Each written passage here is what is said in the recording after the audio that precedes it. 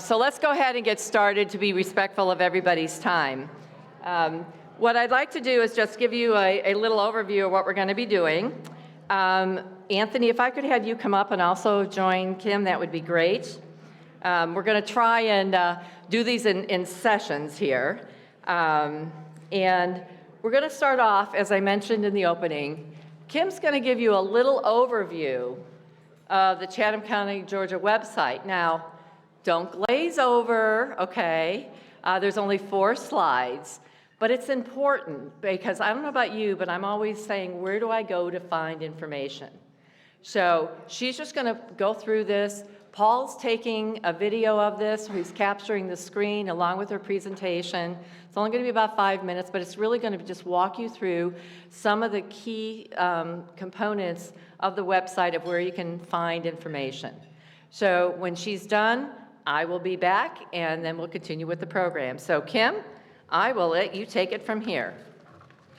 Thank you. There you go.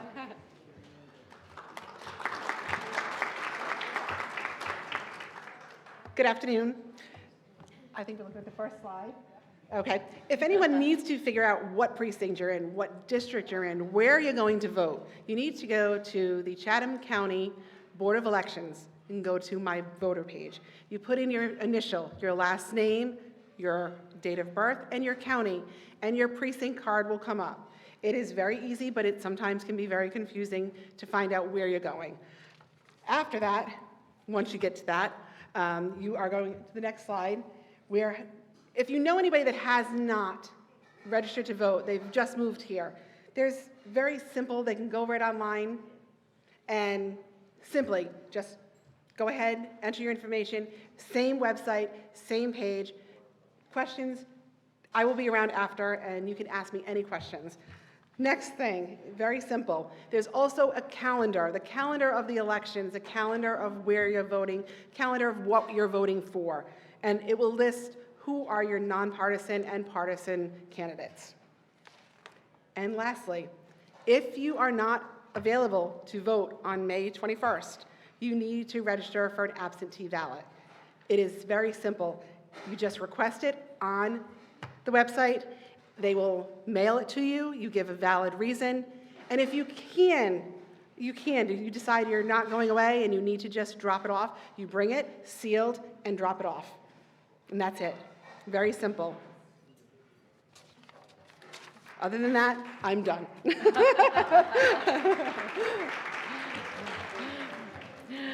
Just a note, for those of you that don't know Kim, she has joined the Ladies on the Right board as heading up our public relations. She's tech savvy, yes, and also this summer she's going to be looking at our Facebook and getting our Facebook page really up and running. So we're going steam ahead into the November election. So Kim, thank you very much, but we just wanted to have a chance for you to meet her. So she's tech savvy, but how many of you have your little registration cards? Do you know where they're at? Okay. You know, sometimes you're not, at a computer, or sometimes, like me, I like to print things out because it's easier to access to figure out where did I file it and so forth. But this is interesting. Being from Chicago, I came down here, didn't know much, and it's interesting when I read this voting. It's U.S. Congress, I'm in District 1, for the Senate 2. Oh, but State House, I'm in District 66, except for judicials, I'm in the East. Unless I'm a county commission, that's in District 4, but school board is in District 4. Okay, so, wow, okay? So we're going to try and help navigate to who's what where on that. But also, it does give you the website that Kim referenced today on this card, all right? So if you have this card, keep it handy. It's good. And then on the back, it tells you where to vote. And especially for those here in Skidaway Island, about a year ago, they changed some of the voting locations.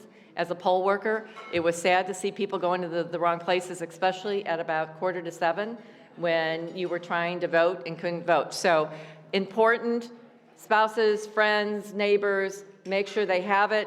If they say, I don't know what you're talking about, now you can say, well, then just go to the website, okay? Can we check that off our list? Checked, okay. Now, turning to the May 21st primary. There's 2 components of the primary, all right? And this is important for you to understand. There's two races. There's nonpartisan races. Bear with me, okay? They include the judge of the Supreme Court, judge of the state court, judge of the magistrate court, chief magistrate court, county board of directors, judge of the probate court, court of education, and judge of the recorders. The election on May 21st is a one and done. You vote, and whoever wins, wins. That's one of the reasons why we're stressing to understand what's happening on May 21st, okay? So that's part one. Part two is the Republican Party and Democratic Party elections for candidates to be on the November ballot. That includes the state senator, state House of Representatives, the coroner, the county commission chairman, county commissioners, and sheriff, okay? So do you understand those two? Now, whoever wins on May 21st, they then go to the November ballot, okay? And we'll be focusing on that in the fall. Right now, we're focused on what's going to be happening on May 21st. Now, you see up here the slides of the judges. Many of you were here in February, where we had the one-on-one on judges. Remember that? Anthony Burton walked us through the first floor, the second floor, up to the sixth floor.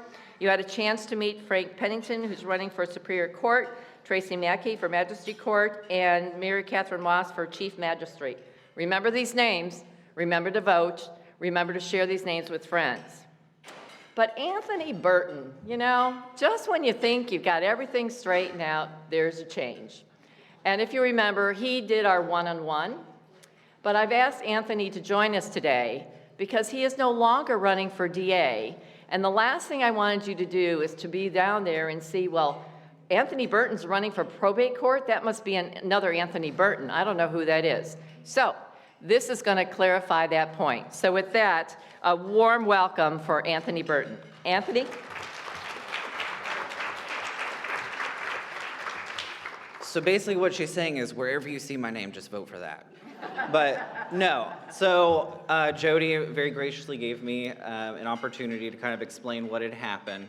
So I know that I've met most of you before, and when I shook your hand and introduced myself, I told you I was running as a candidate for district attorney. Well, my good friend, former boss, Andre Pretorius, came out and reached out to me right around qualifying and said that he was thinking of doing it. And we sat down, we looked at who could bring support from where, who had a better chance of winning in the general, and came to the conclusion that he would do it. Did I want to be district attorney? Yeah. Am I upset that I'm not running? Absolutely not, because this was never about me. This was always about what's best for Chatham County. And Andre looks like he's the best person. Andre looks like he'd be the best person for DA.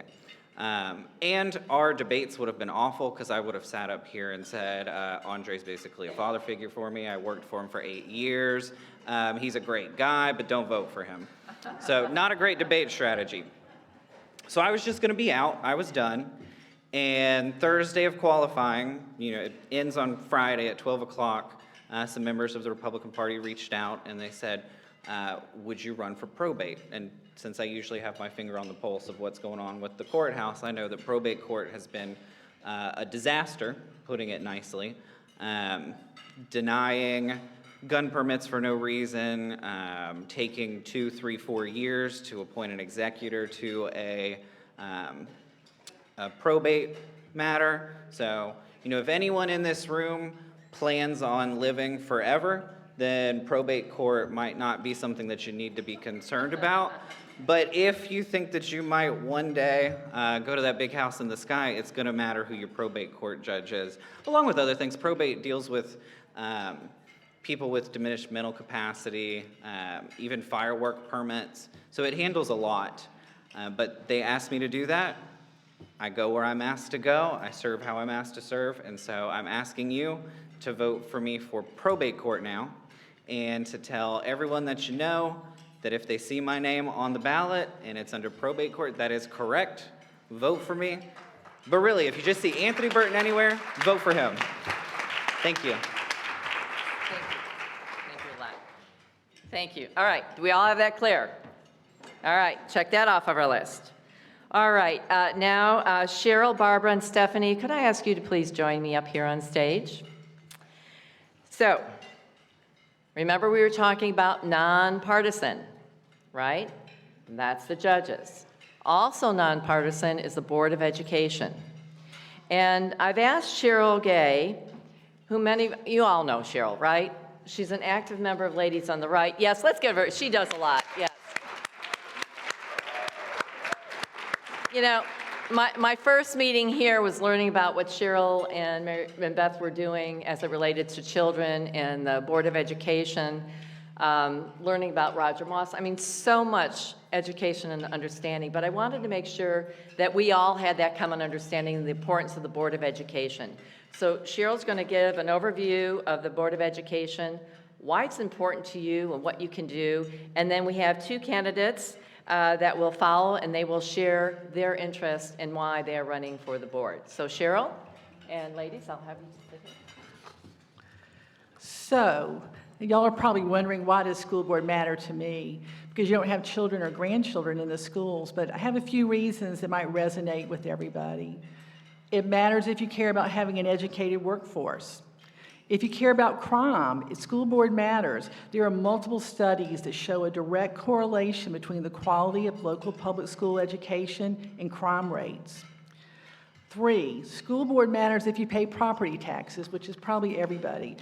This is my tax bill. My school portion of my tax bill is 68%. Yours might vary depending on how long you've had your Stevens Day, but I did a quick check, and almost everybody's at least 50% of your property taxes goes to the schools. You know, most of us wouldn't mind paying that bill if they were doing a good job, but I think we can all agree they're not. Last year, the school board's budget, their entire budget, was approximately $850 million. That's almost $1 billion budget. Lack of money is not the problem here. 4, school board matters if you care about quality of life in your community. And probably the most important reason, you care about the future of the children that live in this community. Like many of you, I live in the 4th district, and I can't vote for Barbara Hubbard or Stephanie Campbell up here. But their races matter to us. When they are elected, they will contribute to an eventual conservative majority. You know, Rome wasn't built in a day. So we have to take advantage of this opportunity and start building the conservative coalition on the school board and ensure that these 2 qualified women are elected on May 21st. Because in 2 years, there'll be another round of seats open, and we hopefully can take some seats in, and we'll control the school board. This is very doable, but we've got to start by getting these 2 people elected. And while winning these 2 seats now, when they win the 2 seats now, it won't give us a majority, but these women are going to be influential immediately. One of my favorite quotes is, "Courage is contagious." And Barbara and Stephanie both have courage in abundance. And when you speak to them, you'll realize they have the thoughtfulness to influence other board members and other people. So now that you know how important the school board is, everybody's asking, how can I help? First, you can donate to their campaigns. Probably one of the most difficult things a candidate has to do is ask for money. So I'm asking for them. So if you think school board is important, give them a donation. They'll tell you how to donate to their campaigns before they leave. Another thing you can do is campaign door to door. It's one of the most effective campaign tools. I'll bet a lot of y'all go on daily walks. Make that walk purposeful. Grab a buddy and campaign material and go knock on some doors for these people. It's daunting at first, but the people that have done it, you realize quickly it's not that hard. It's good exercise, and most people are really friendly and receptive when they do answer the door. A third thing you can do is tell your friends in the 1st and 7th districts about these amazing candidates and how important school board is, and encourage them to vote for Barbara and Stephanie. And 4th, this might even be the most important thing, pray for them for strength, both physical and mental. When we elect these 2 women, we're going to add 2 strong, intelligent, passionate, and persuasive women to the board. And just a reminder, like Jody said, this is a nonpartisan race. School board's not on the ballot in November. Make sure you tell your friends that when you're encouraging them to vote. We can't let this opportunity pass us by. So I now have the pleasure of introducing Barbara Hubbard, candidate for 1st District School Board.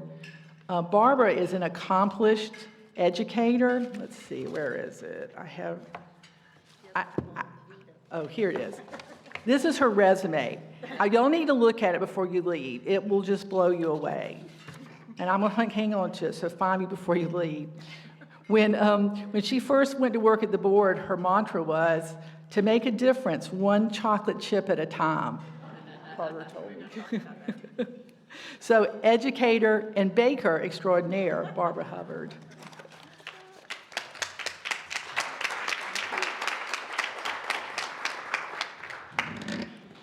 Good afternoon. Thank you so much for having me. Last time I was here, Trinka, my friend Trinka Dickey, who worked with me at the board, brought me last month, and I had nothing.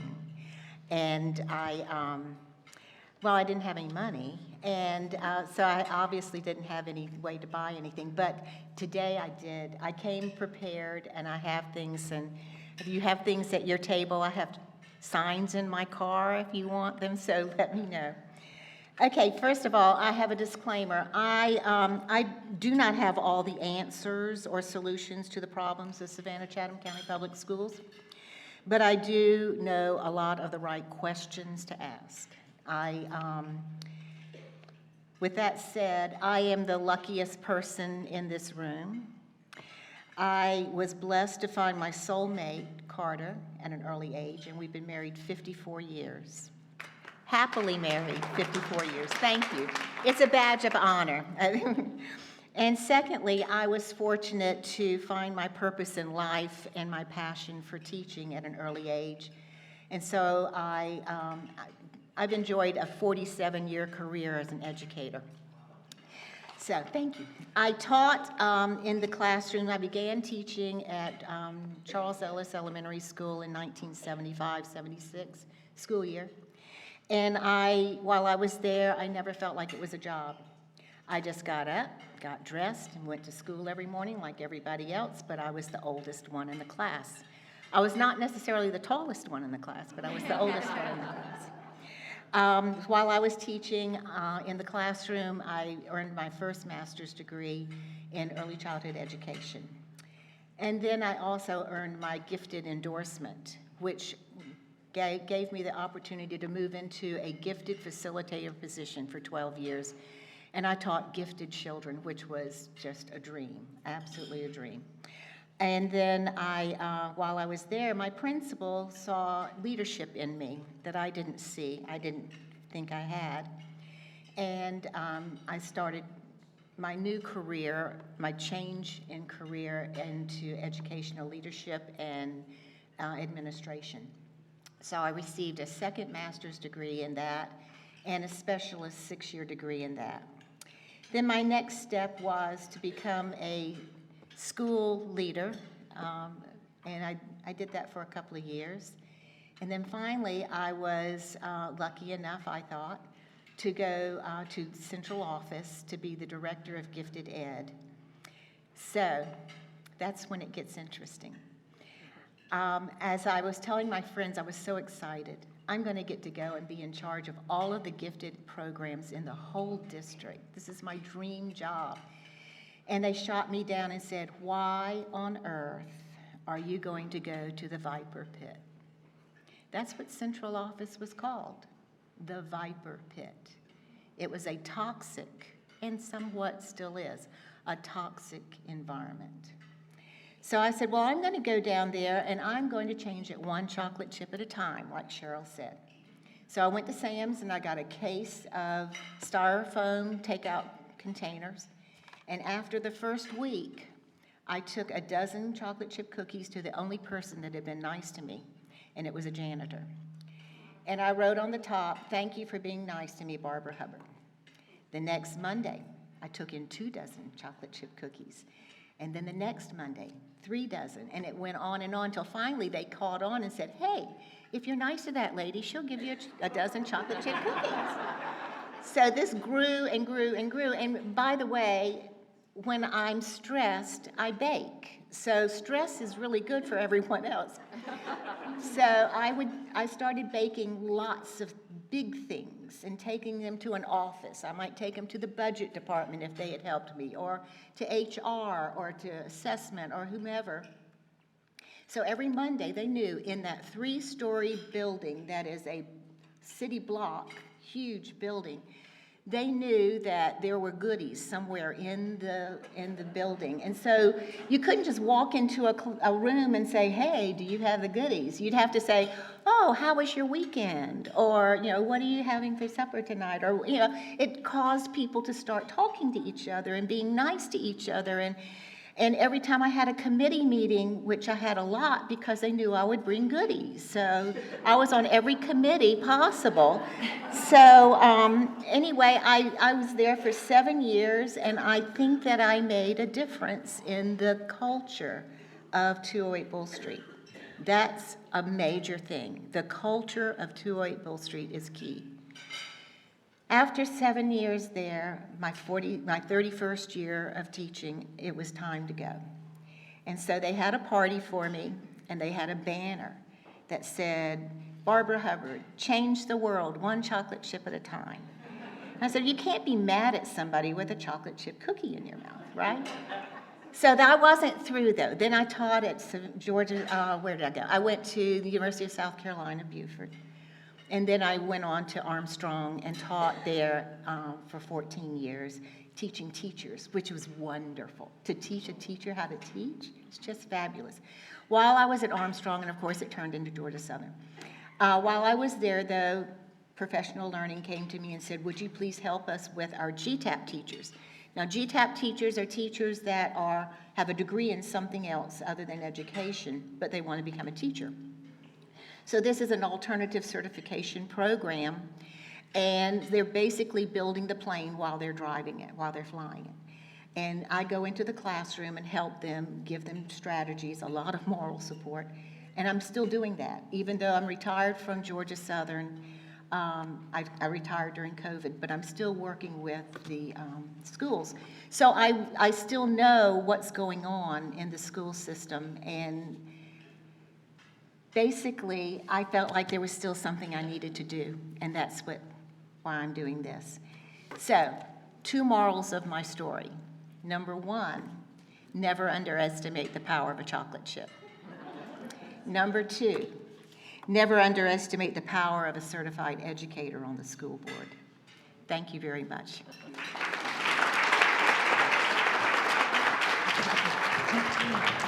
Thank you, Barbara.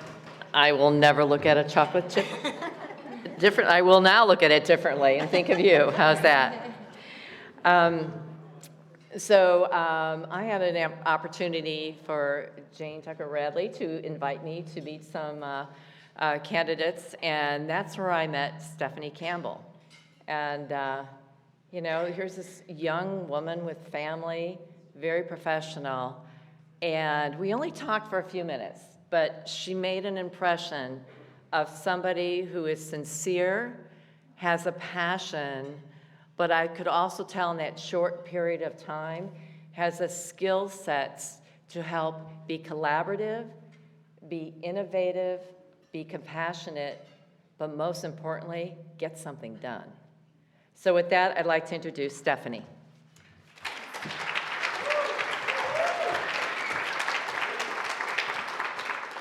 Hey, I'm Stephanie Campbell, and I am running for District 7, which is Pooler, Bloomingdale, Southbridge area. And I feel like I drew the short straw since I had to go after Barbara.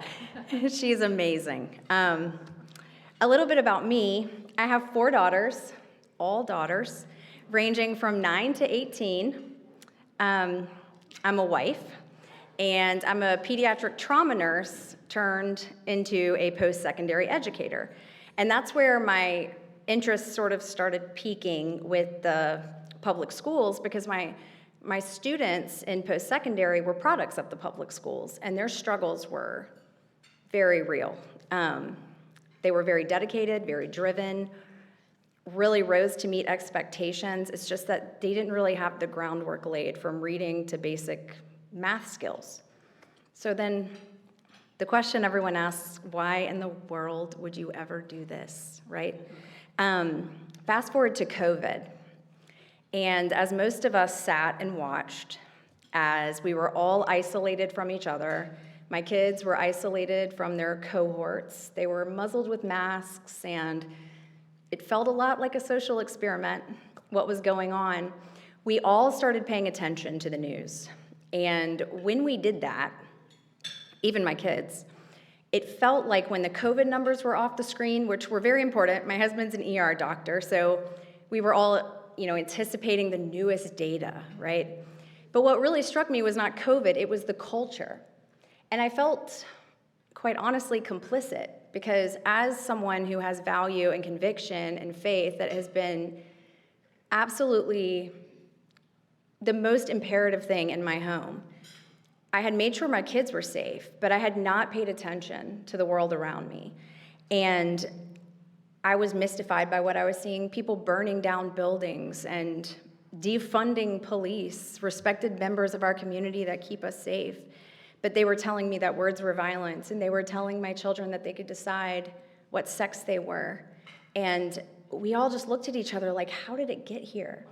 And, the thing is my kids are safe. My 9-year-old says, I have some little quotes here. We like to mock the insanity at our house because it's just our way. We're all fluent in sarcasm.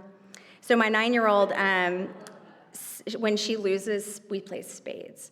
And she's little, so she always loses. But when she loses, she says, I feel marginalized, trauma, right?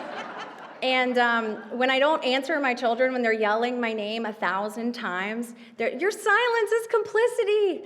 Okay, so we do a really good job of understanding the culture at home and mocking it, but it's important. The reason that they are that way is because we value and we prize critical thinking, right?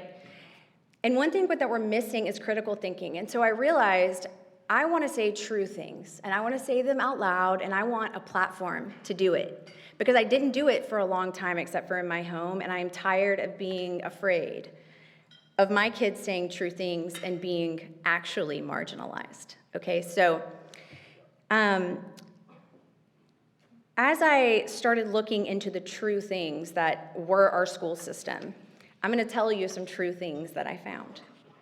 Only 1 in 3 kids in our public schools right now in 3rd grade are reading at grade level.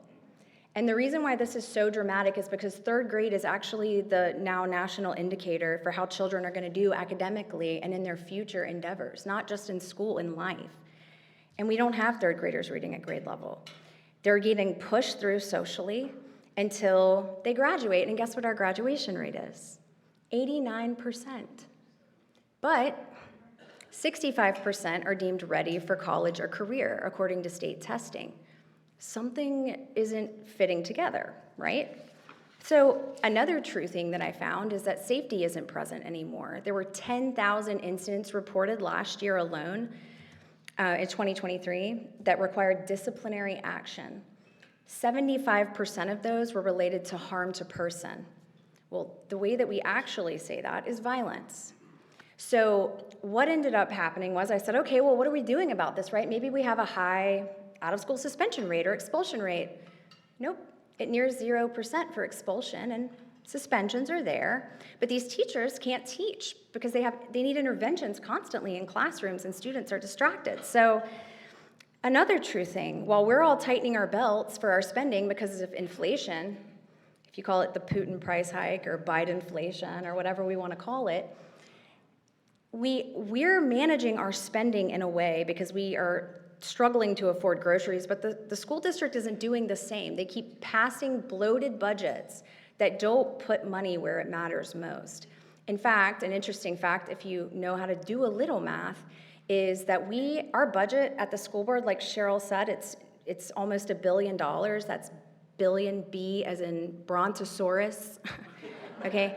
So we have outpaced inflation in the last 10 years by 250%. So money is certainly not the problem, it's the way we're spending money. So what I hope to do is get these kids reading, focus the money where it matters, try to provide some better safety standards and focus tax dollars where they matter, right? For those of us who don't have kids in public school, but we all pay taxes. I just, I feel like the status quo here is unacceptable and is unsustainable going forward, that academic excellence should just be the norm. Safety should be provided, not, an afterthought. And tax dollars should go where they matter, in the classroom, at our kids' feet, not to the bureaucracy. So again, back to the reason that I said I was doing this is that truth needs a platform. Even though our General Assembly does do a good job protecting us against these, woke agenda items, I do think we should all be cautious and make sure that we're being loud and vocal about the true things that need to be said and not being ashamed of them. True things are true, even if you're the only person saying it. So, no Marxist ideology, no critical race theory, no gender ideology. It has absolutely no place here. And I don't want it to have a place in our public schools. So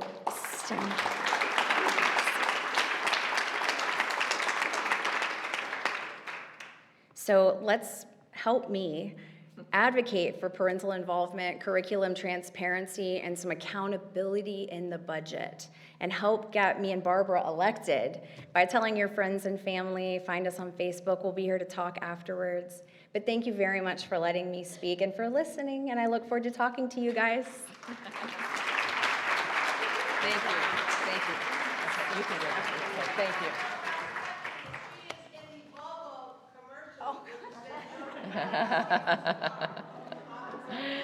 Thank you, Stephanie and Barbara. Very inspirational. Okay.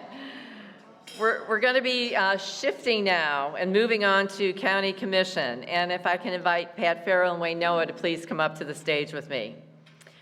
I will be pleased to introduce Pat Farrell, our current District 4 County Commissioner, who is running unopposed right now here in the May 21st.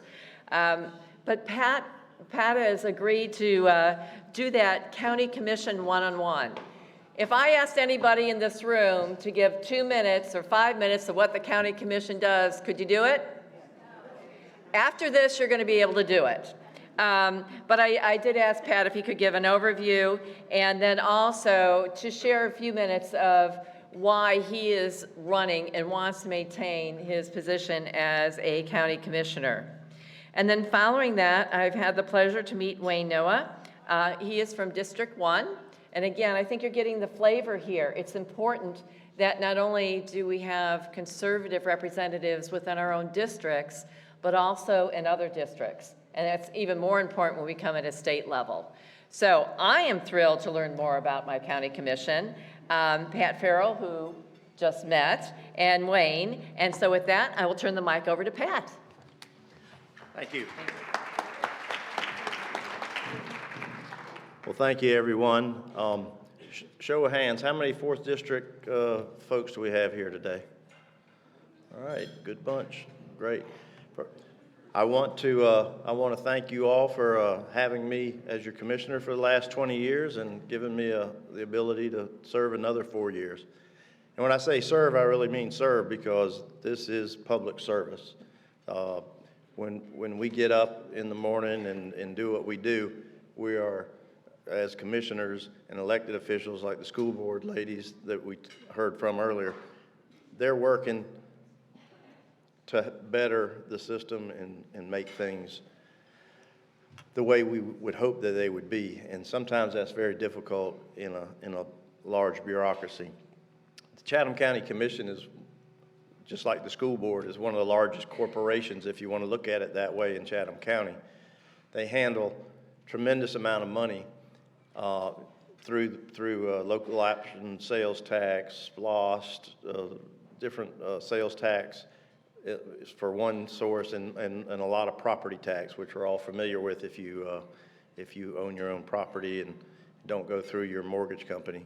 So we bring in a lot of money, but what do we give back? What do these school board and the commission give back? Well, the commissioners simply provide services that we all mostly take for granted. For instance, your county police department is under the county commission. So when you see the Chatham County Police, they answer to the county manager. The county manager answers to the county commissioners. So when we have 8 commissioners plus a chairman, so there's 9 voting commissioners on the Chatham County, and they direct staff the priorities that they need to look into. So a commissioner is the in-between person between the constituents of Chatham County, which there's nearly 300,000. Now, each district has about 35,000 in there that actually places their candidate to represent that district. But when you're on the board, whether it's the school board or the county commission, you represent the whole county. You're a Chatham County person, and you got to look after the best interest of everybody all the time. So what types of services does the county provide? I mentioned police. That's a very important one. When I came on, we were a merged police department with the city of Savannah. The prior commission had pretty much given away the keys to the checkbook and to the authority to the city of Savannah to run unincorporated policing. That was an unmitigated disaster financially and in coverage. The islands of Wilmington, Whitmarsh, and Oakland had a precinct that the county commissioners built, a very modern, new, state-of-the-art. The city of Savannah staffed it, and from what I could take, for 25,000 people in that area, you had 2 police officers. All the rest of them on the shift went across the river over to Pennsylvania Avenue and was dealing with more serious issues.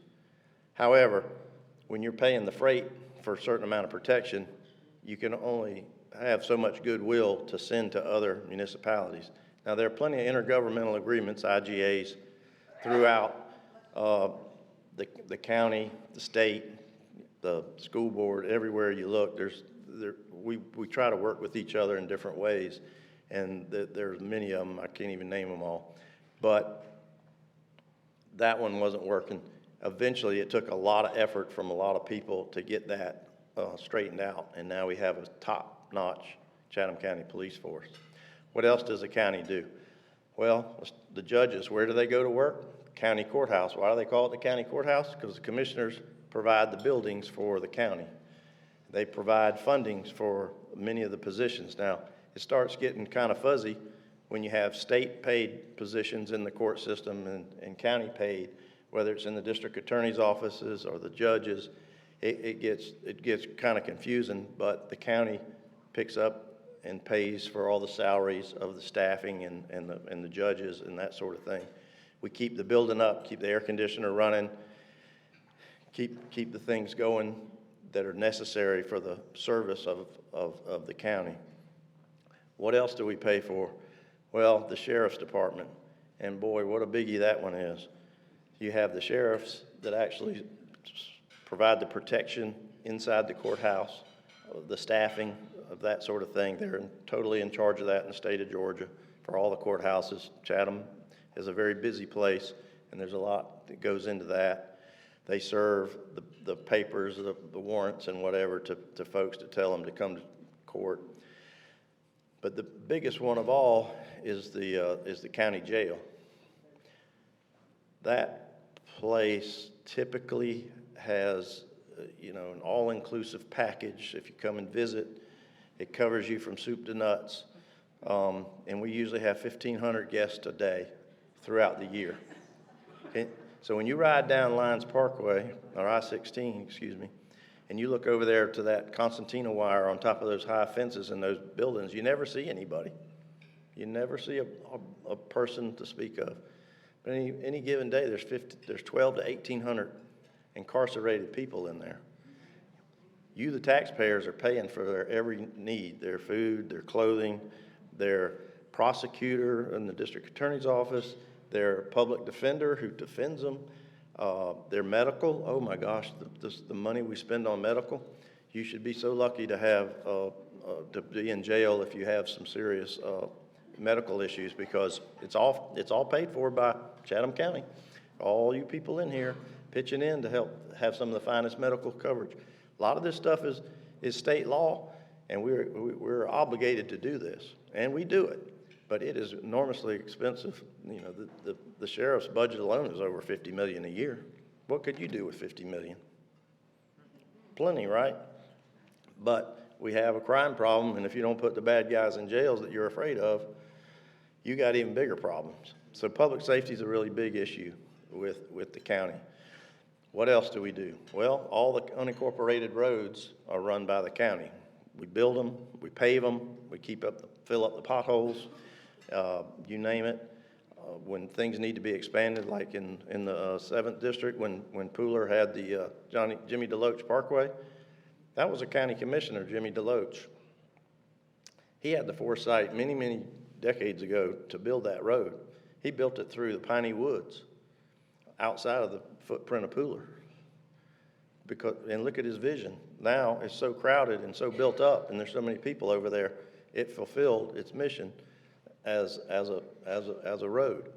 So roads are very, very important, where they are and how they're maintained. So, you know, now that Pooler's grown, it's in their jurisdiction, so they'll have to figure out how to handle all the increased traffic. So roads are a big deal. What else do we do? Public libraries, Chatham County Libraries. We have intergovernmental agreements with Liberty and Effingham.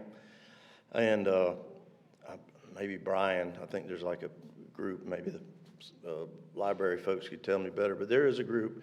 But we basically pay for all those new library buildings that you've seen go up, trying to replace the one at Mall Boulevard, or Oglethorpe Mall, that's in the works.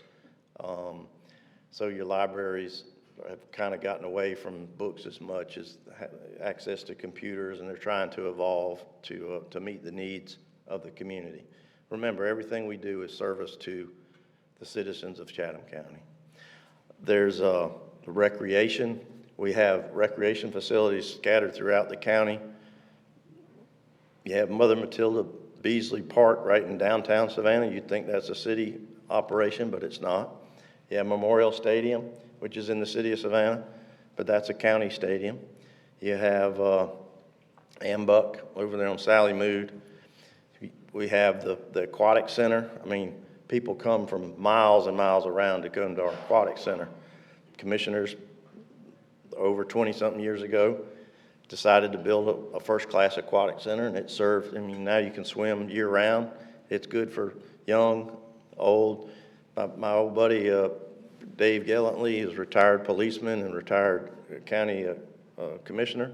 He swims over there almost every day for, you know, so young and old all enjoy that, but it's expensive. I mean, our budget's over $1 million a year to keep the doors open. You know, and you got to have staff, you got to have lifeguards, which provides jobs for folks. So there's recreation is also a big part of it. And I'll kind of close with this. You know, what's my typical day like as a commissioner? Well, this morning I got up and I got a Zoom call to run the group health benefits for the Association of County Commissioners for the whole state of Georgia. So I'm the president of, and that's the health benefits. Oh, by the way, we have great health benefits if anybody wants to work for Chatham County. There's 2,000 positions, and they're always hiring because there's, you know, a worker shortage. So if you need anybody that needs a job, great benefits to work for the county. But so I get on a Zoom meeting, then I get a call from my friend about the blockage on Diamond Causeway. So I'm like, what's going on? So I'm making phone calls, and you know, basically within 10 minutes, I pulled the plug and made them stop the project so that they could move. So although I didn't have anything to do with the Public Works picking this morning to block traffic in both directions and not really have it flowing very well at a peak time, like rush hour in the morning, you know, I was able to step up and work on that. I also spent 30 minutes on thank goodness I have the little gadget in your car with Bluetooth where I can talk on the phone while I'm driving. Well, while I'm in between these different deals, I get a call from a concerned parent out at Charlie Brooks Park, and apparently the restrooms are not in good order. So I'm down at the county manager's office saying, listen, Michael, get a Royal restroom pulled up there today. We can't have the door flying open when the ladies are in the restroom and, well, we've got a plan to fix everything. We got to do this and this. I said, that takes too long. We got to do something now. So anyway, that's just kind of a brief preview, and that was just up until whatever this thing started, from 10 to 12. So it is public service. If you ask for this job as a representative of any of these things, expect to work a lot and enjoy helping others, and that's what public service is all about. So I'll get out of the way. I think I've talked too much. Thank you.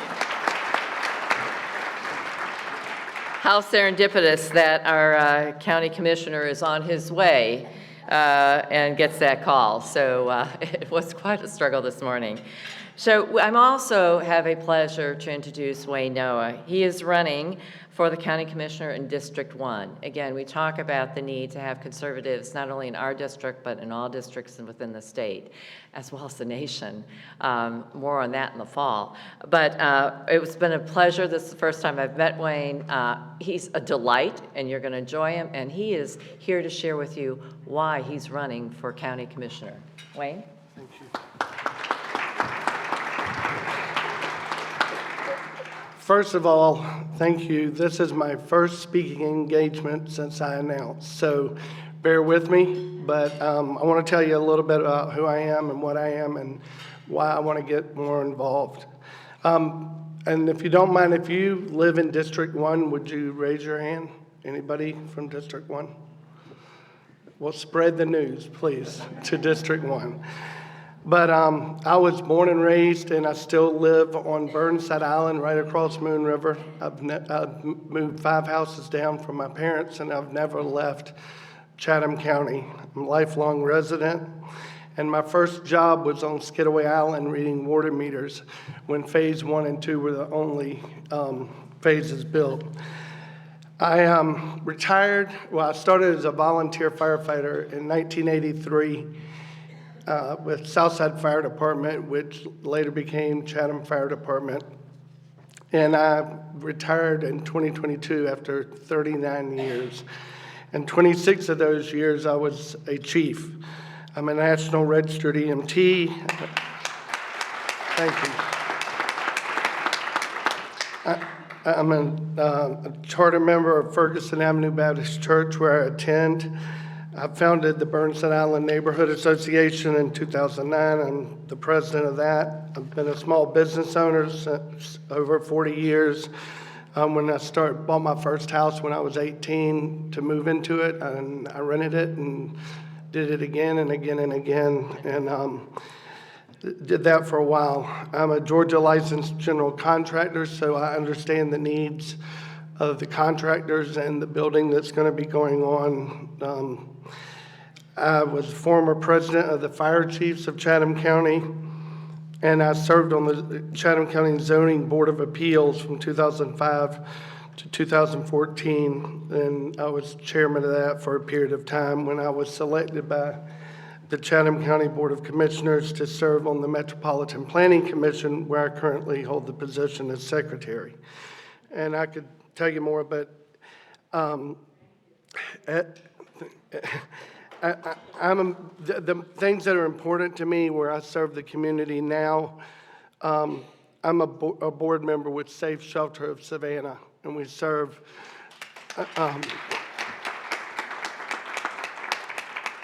hits a little bit home because my sister was a victim of domestic violence and ended her life because of it. So anyway, that's why I serve there.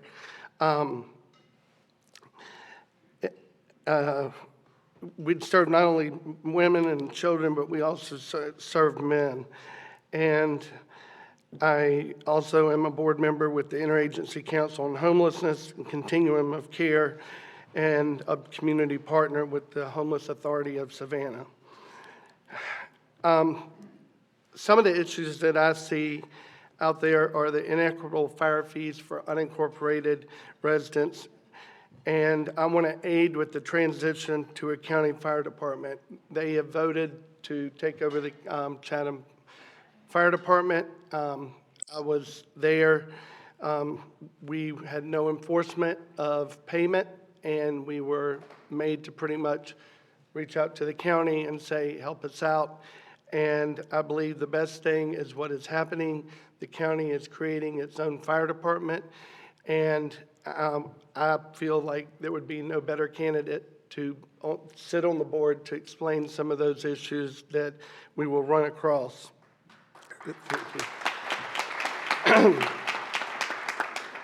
I have a strong desire to serve my community, just like I've been doing since I was age 17 as a junior firefighter. I have voluntarily attended commission meetings since 2014. I've only missed 4 meetings in the last 3 years. I read the agenda. I know what's going on. I have a pulse on what's happening. I sit in the green room. The green room is the pre-meeting, and that's where all the discussion takes place. What you see on TV is pretty much been decided before they even get in there. And I have built an excellent rapport, I guess because of my job as the fire chief, with the county managers, especially the county commission, and their staff and their leaders. I have every cell number of every department head for Chatham County, so if you need something, call me. I'll get them in touch with you. And in closing, I pledge to everyone that I'll be available 24/7, as I have been since 1983. It didn't matter what zip code you lived in. It didn't matter what was going on. It didn't matter who you were, what you were. I responded to the call, and I will respond. I still get calls today, 2 in the morning. Wayne, Betty's house is on fire. I said, did you call 911? No, I called you. I said, hang up, dial 911. I'll get the units en route. I've been retired, but I'll get the units en route. I have been endorsed by both conservative sitting county commissioners, Pat Farrell and Dean Kicklighter. And the big thing that I see facing Chatham County, Chatham County will be unrecognizable in 5, 10, 15 years with the projected business growth, industry expansion, and an influx of population. We must grow responsibly, remembering our historic beginnings and not lose sight of what makes Chatham County the best place to live, work, and play. I'll be here to answer any questions afterwards, but that's who and what I am. Thank you for your time. Thank you, Tim. Thank you. Thank you, Pat. Yeah, thank you. All right, well, for your first time, Wayne, I think you did a great job. So thank you. Thank you, gentlemen. All right, Beth got my cue. I didn't even have to ask her. So now we're transitioning, okay? In May, on May 21st, okay, you're also going to be voting for your House of Representatives and Senator that will be on the November ticket. Did you know that we have 180 House of Representatives altogether? Did you know that? Do you know how many are Republican versus Democrat?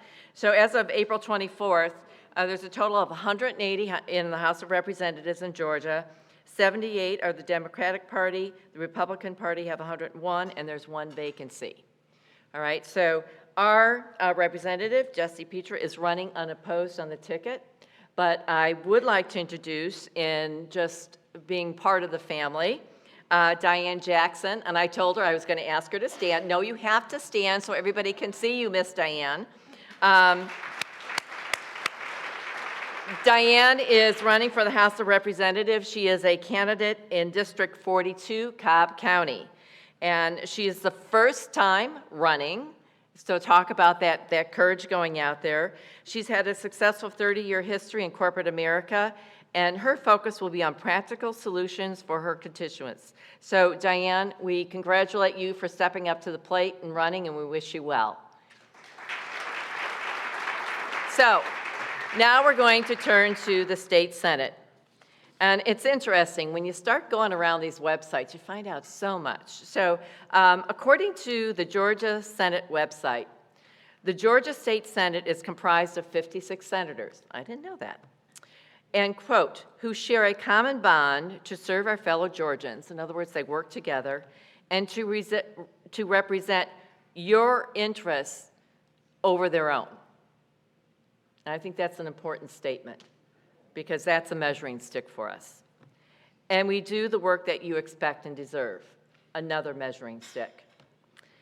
And that measuring stick was used by one of our own ladies on the right, Beth Maggioroni. Ben Watson, you should all know him. He's been your senator for many years, all right? Beth decided to step up to the plate, and so we thought it would be good for you to meet Beth if you haven't already met Beth and understand why she is throwing her hat in the ring. But also, I do want to, there's a notice up here. This evening, Byron County is having a forum where both Ben and Beth will be there. So if you don't know who Ben is, that's your opportunity to hear some of what he has to say, because it's good. We want you to be informed. That is the purpose here. So with that, I now turn over to Beth, who I'd like to introduce you to the group. Beth, it's all yours.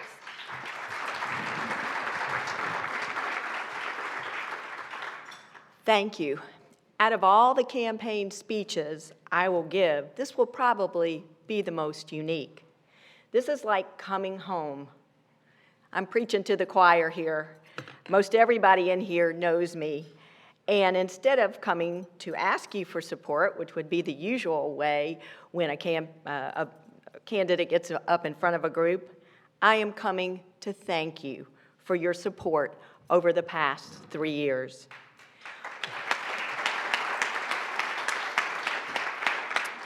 Without ladies on the right, I would not be standing up here running for state senate.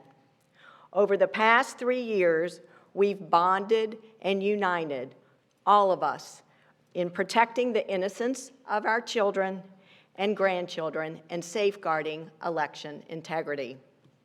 I have a special shout out for Marilyn Overton. When I was looking for just the right volunteer opportunity when I retired in 2020, I'll call it my Goldilocks volunteer opportunity, she chose me to be chairman of education for Ladies on the Right.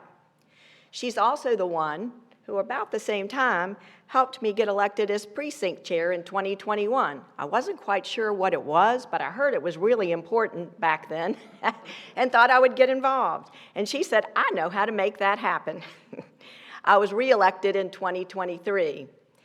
Both of these volunteer roles led me to have the voice in the community that I'm known for. With all of our efforts, we have made a difference in Chatham County over the past 3 years. Our voices have been heard, and we've been noticed for our grassroots passion and successes. Give yourselves a hand.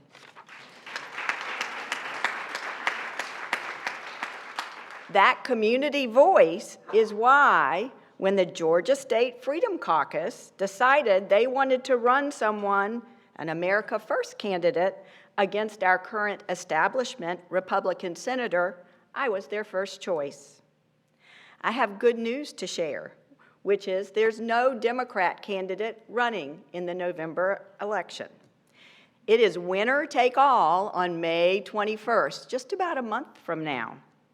We are close to the finish line, and fortunately, the campaign is peaking, just where we want it to be. While I acknowledge that winning against a 5-time incumbent is a huge challenge, at the same time, because of the level of support I've gotten across the community and here, I have a real shot at this.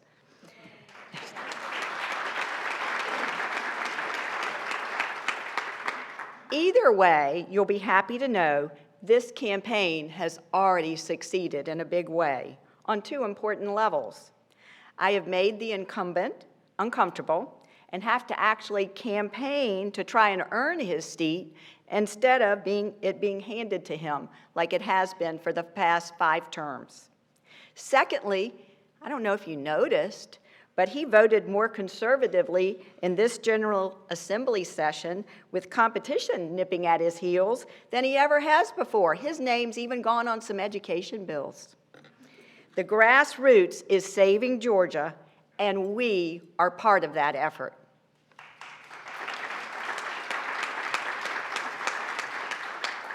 As an update, I've added a couple of items to my platform and refined a couple. Just in case somebody asks you, who might not know me yet, what does she stand for? Well, I stand for restoring parental rights in education. That is our biggest weapon against fighting the woke agenda. It has to come from parents being in charge of their child's education, not the school system. The next one, safeguarding election integrity.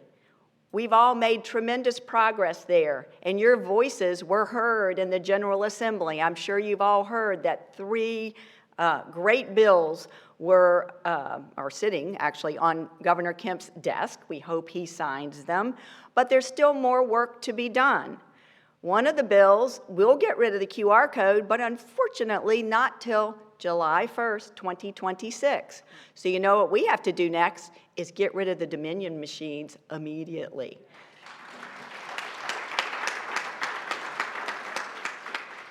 After what happened in Athens with Laken Riley, we were all awakened to illegal immigration on our doorstep.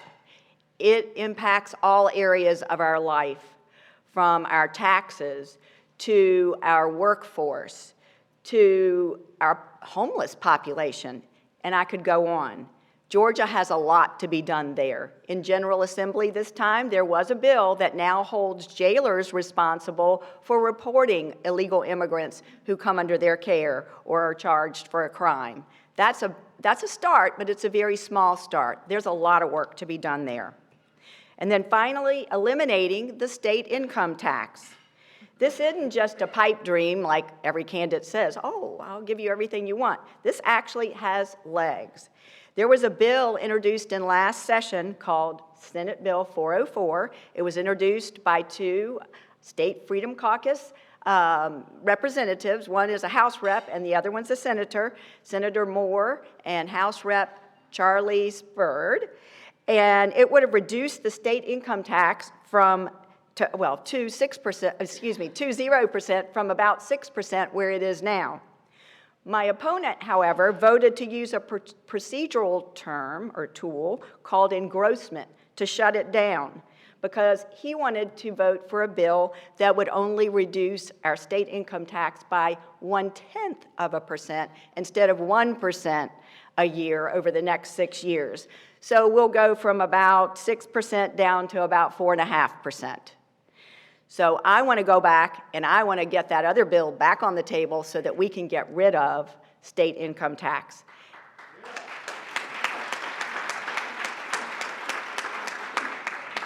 I'll close with a quote from Margaret Mead.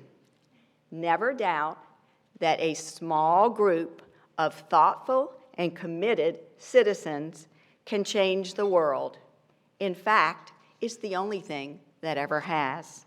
May God bless our path to securing our freedoms. Let's win this.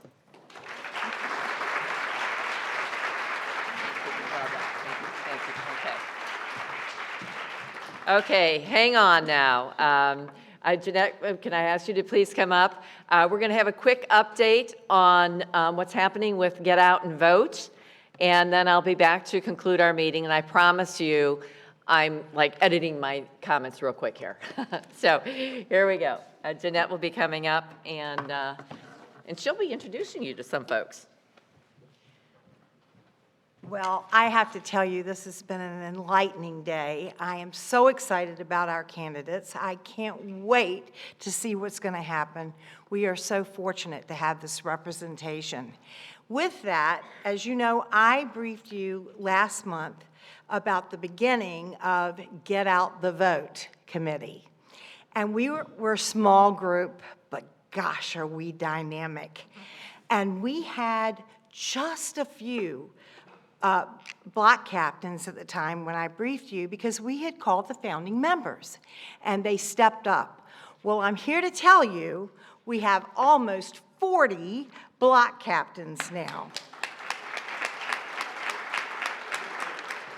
I would like to first recognize them and then ask you to think about, if you haven't signed up, go see Kathy over at our block captain table and sign up. We have wonderful training. I'll tell you about that in just a moment. But let me recognize those people. And I have to put my glasses on first. Thank you. Alicia Cahill, Andy Anderson, Angie Stewart, Bill Tedder, Chris Green, Debbie Gaston, Diane Ingram, Diane Bloom, Donna Slappy, Elena Bennett, Fran Johnson, Fran Mitchell, Gail Jackson, Hetty Fawcett, James McMurray, Jeanette Gravener, Jennifer Johnson, Jody Voss, Kathy Powers, Kathy Price, Linda Moore, Lisa Peterson, Lorraine Boyce, Lindley Baker, Marilyn Overton, Mary Heidebreder, Mavis Walters, May Disher, Millie Sample, Molly Garone, Noreen O'Neill, Paul Gooden, Robin Bowen, Tammy Vivani, Tina Roberti, Vicky Stumpf. Now, if I mispronounced your name, I do apologize. But we have more, as I understand it. How many? Chris Green, and I think we have some others that may be thinking of signing up. So there you go. We need more. Please go over and sign up. We now have a training program that David Little and Jerry provide for you, so you don't go out there on your own. You've got all the tools to do it. Okay, now for the big reveal. When we started about, I think it was maybe 6 or 7 weeks ago, with this program and this committee, one of the things we wanted to do was have a big meet and greet for all of our voters here on Skidaway Island. Do you know that we have more than 4,000 conservative voters here on Skidaway Island? That's who we have to reach. That's who has to go and vote, both in the primary and in the national election. Now, I have been working diligently to get TLA to approve the use of the picnic area over by the Tiki Bar at the harbor. We got it. We got it on Tuesday. I got the notice on Wednesday morning, and this is going to be May 11th. We're going to have a wonderful time. We're going to invite all of our voters, anyone that would like to come, our conservative voters on the island, and our candidates. It's going to be from 3 p.m. till 6 p.m. because we know our candidates are knocking on the doors. And it's critical that they have that time, but it's also critical to come to our meet and greet. We're going to have food trucks, and we're going to have some entertainment. A couple of gentlemen that play often with the Bourbon Boys. We are just going to have a wonderful time. You're going to be able to meet the block captains in your community, Deer Creek, Oak Ridge, Palmetto, and we are going to get to know our candidates even more. This has been a wonderful day, but this is for our island. So please put that date on your calendar. Please come. We can't wait to get together and celebrate who we are on Skidaway Island. Thank you.